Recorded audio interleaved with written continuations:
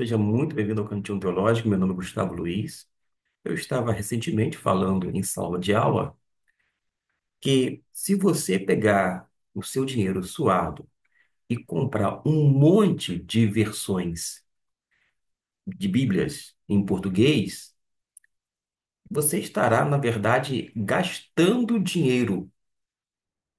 Não vou dizer que estará gastando dinheiro à toa, mas está gastando dinheiro. Quando, na verdade, poderia pegar esse recurso financeiro e aplicar de uma forma inteligente, sendo seletivo. E a razão de eu ter dito isto numa sala de aula é simples. Eu estou aqui projetando 7 versões que eu peguei aleatoriamente, tá bom? Versões em língua portuguesa. E observe que no versículo 1, vou deixar projetado com este propósito, você tem praticamente a mesma coisa acerca do versículo. O mesmo se dá com o versículo 2 e com o versículo 3 que aparece na sua tela de celular, do notebook, na televisão ou do não do computador. Note que raramente há uma mudança. E as mudanças que existem de termos são poucas e não afetam nada a compreensão. Por exemplo, cantos de alegria, com voz de júbilo, com vozes de júbilo, com voz de triunfo. A ideia é a mesma. Ou seja, não tem razão de você pegar o seu dinheiro, comprar 7 ou mais versões de Bíblias em língua portuguesa, achando que é um bom negócio. Nesse emaranhado de versão, você precisa ser seletivo.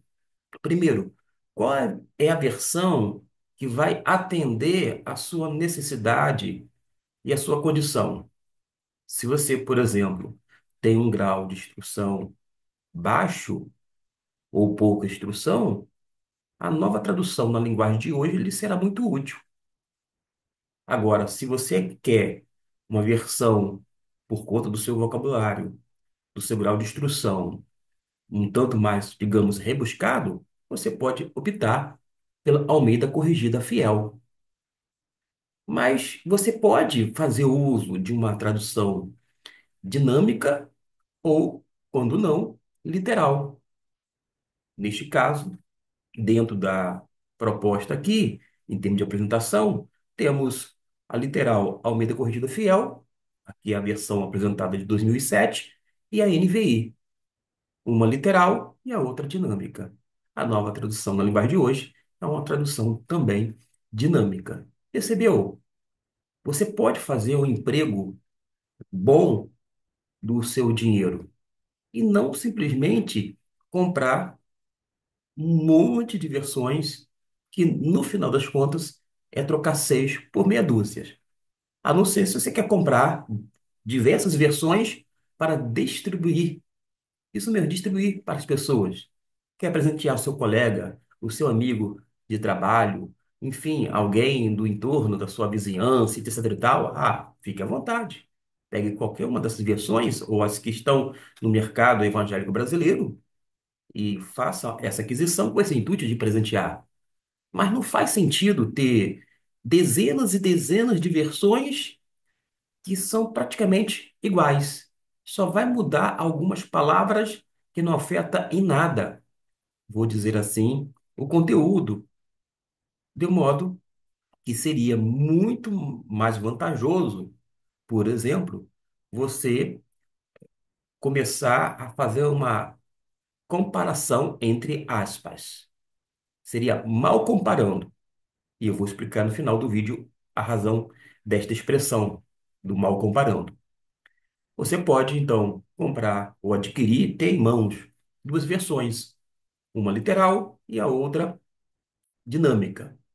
Por exemplo, a dinâmica, a versão transformadora, a NVI, a nova linguagem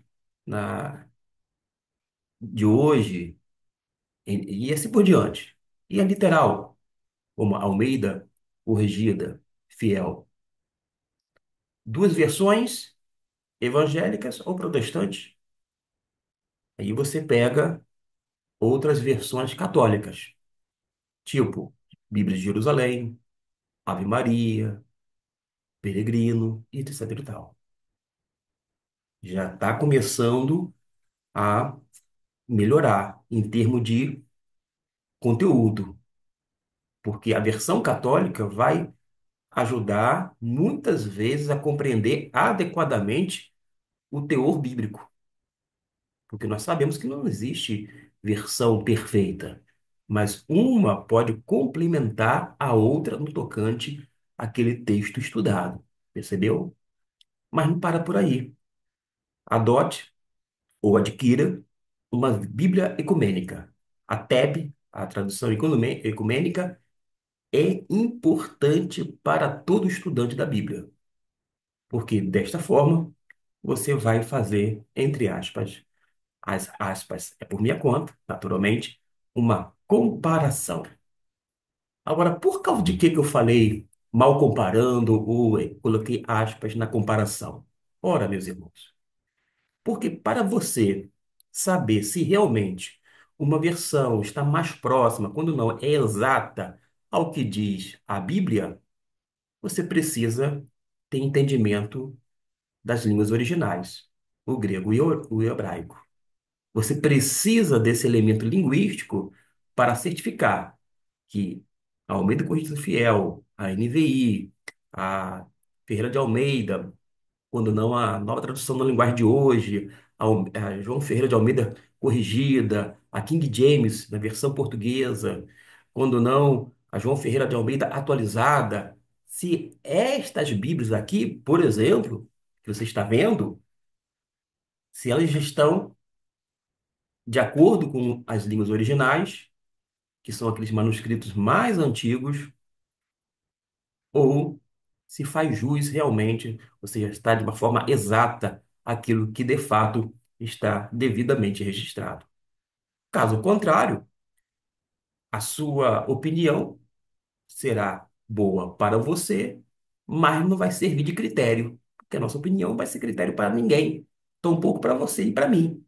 Agora, se você adotar um critério, aí sim você precisa aprender as línguas originais e conferir com seus próprios olhos o que realmente diz nas línguas originais a respeito de um texto, de um versículo como este, e você vai descobrir, por exemplo, que no hebraico a palavra, uma alusão que algumas traduziram como batam palmas ou batei palmas, na verdade se refere a aplauso. Logo, a tradução que diz aplaudir com as mãos está exatamente de acordo com o texto hebraico. Parece até redundância, aplaudir com as mãos. Por causa de que parece redundância? Porque você vai dizer, claro que aplaudir tem que ser com as mãos, mas é porque a língua hebraica é concreta, não é algo abstrata, entendeu? Daí faz todo sentido. Mas ali não tem referência a palmas ritmadas. No texto hebraico, significa tão somente aplauso. Logo, a ideia de aplaudir. A questão relacionada ao local que se bate palmas é no templo? Não é no templo. Você vai ver dentro do contexto. No Antigo Testamento não se batia palmas no templo, tampouco no tabernáculo antigamente, ou seja, anteriormente, porque o tabernáculo é anterior ao templo, correto? Até quando criaram sinagogas, não batiam palmas durante aquele ato de culto que consistia em leitura, em interpretação, em cânticos que eram os salmos que eram entoados, oração, entre outras coisas, mas não se introduziam palmas. No Novo Testamento você não vai ver palmas, quer no sentido ritmado, e tampouco a gente tem, pelo menos na Bíblia, em o Novo Testamento, alusão a aplauso dentro das igrejas neotestamentárias. No decorrer dos séculos, tampouco.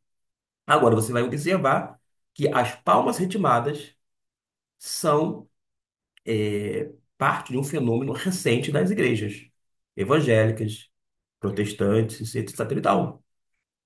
Agora, como é que você vai saber exatamente o que significa?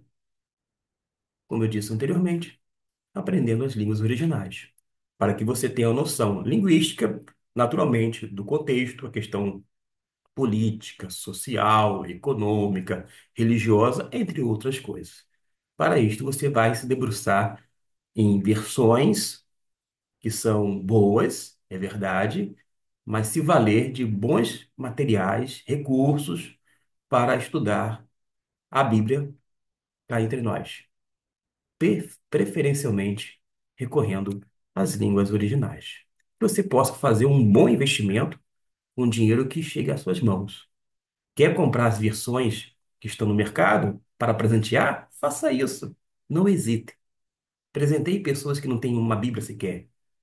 Agora, não faz sentido gastar tanto dinheiro para ter dezenas e dezenas de versões que, no fim das contas, é como trocar seis por meia dúzia à medida que você vai pegando uma e outra versão. Espero que eu tenha ajudado. O objetivo não é polemizar, pelo contrário, é fazer com que você tenha ciência disto e, quem sabe, daqui para frente, possa investir cada centavo que chega às suas mãos de uma forma melhor e até mesmo mais inteligente. Deus o abençoe rica e abundantemente a sua vida.